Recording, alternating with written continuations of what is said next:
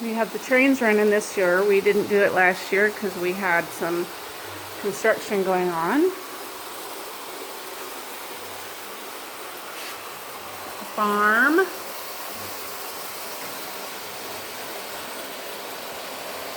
The lake. The church and the town square. Santa's looking out the window.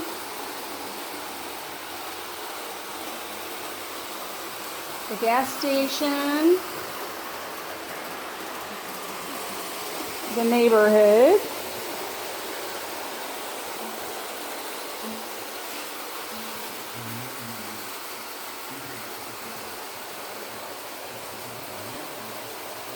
And they're going to go under the mantle, or I'm sorry, the hearth.